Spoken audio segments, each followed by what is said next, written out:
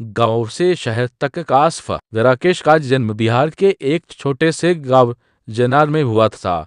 खेती किसानी करने वाले परिवार में राकेश सबसे छोटा बेटा था। बचपन से ही वह समझदार, मेहनती और अपने माँ बाप का लाडला रहा। लेकिन गरीबी ऐसी थी कि हर दिन दो वक्त की रोटी भी कभी कभी नसीब नहीं होती थी। माँ कहती थी कि बेटा, मेहनत से कभी डरना मत, भगवान देर से देता है लेकिन देता जरूर है। राकेश की आंखों में एक सपना था, अपने परिवार को बेहतर जिंदगी देना। इसी सपने को लेकर वह 20 साल की उम्र में दक्षिण भारत के धर्मशास्त्रा मंजुनाथ स्वामी मंदिर के पास काम की तलाश में आया। गजनबी शहर, भूखा पेट, शहर बड़ा था, अनजाना था और क्रूर भी। काम ढूंढते ढूंढते कई दिन बीत गए।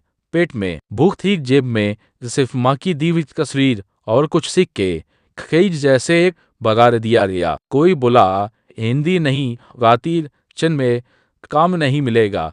किसी ने बोला, यहाँ तुम्हारे जैसे बहुत आते हैं। इन्हीं हालातों में एक दिन वह मंजुनाथ स्वामी मंदिर के पास एक छोटे से होटल अर्पण के बाहर बैठा था।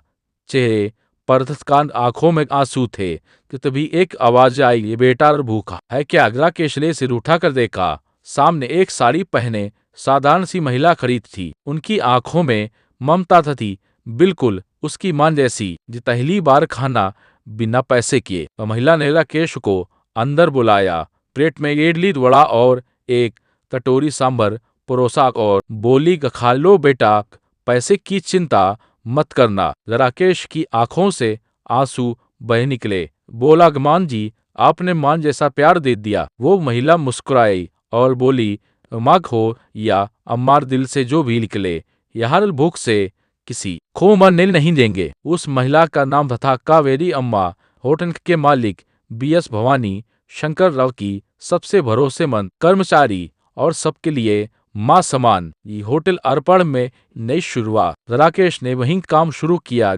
शुरू में बर्तन धोए, फिर टेबल साफ किए और धीरे धीरे वेटर की भूमिका निभाने लगा।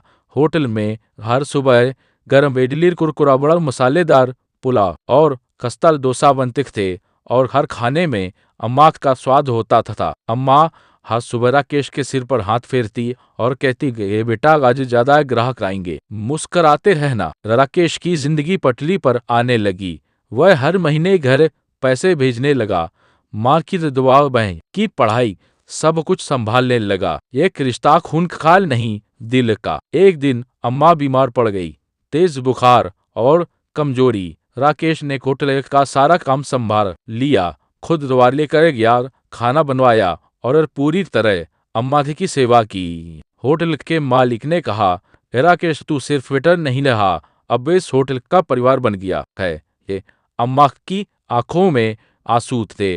उन्होंने कहा, जब बेटा तूने माँ कहने का हक आज सच में कमा लिया है, तो तू मेरा खून नहीं है, पर दिल से मेरा बेटा है। ईद संघर्ष और आत्मनिर्भरता। राकेश ने मेहनत से खुद को साबित किया। होटल में ग्राहकों से बातचीत, ऑर्डर संभालना, ऑनलाइन डिलीवरी तक सब कुछ उसने संभालना शुरू कर दिया। धीरे धीरे होटल की आमदनी बढ़ने लगी। एक दिन भवानी शंकर राव ने राकेश से कहा, अब तू सिर्फ कर्मचारी नहीं, इस होटल का साझेदार भी है। तेरा हिस्सा अब यहाँ दर्ज होगा। राकेश को यकीन नहीं हुआ।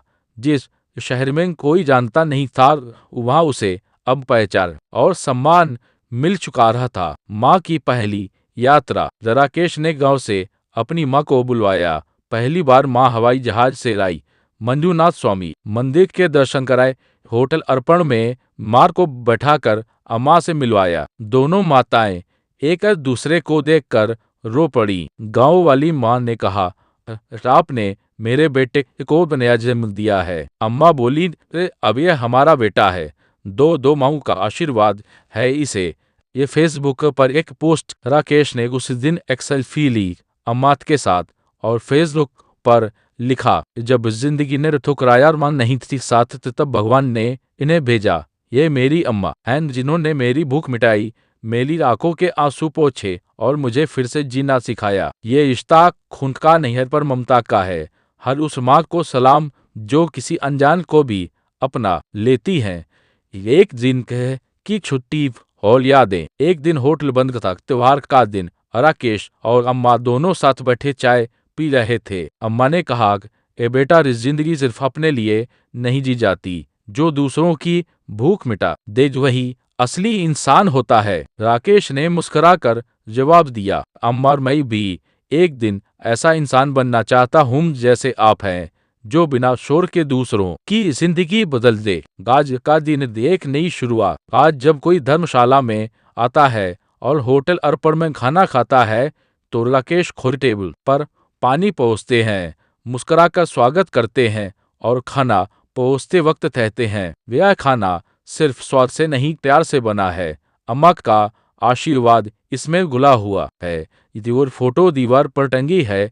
राकेश और अम्मा की साथ वाली फोटो जो बताती है कि ममता का रिश्ता खून से नहीं, दिल से बनता है। कभी किसी मोड़ पर जिंदगी तुम्हें अजनबी से मिलवाए तो रुक कर देखना, हो सकता है वो तुम्हारा फरिश्ता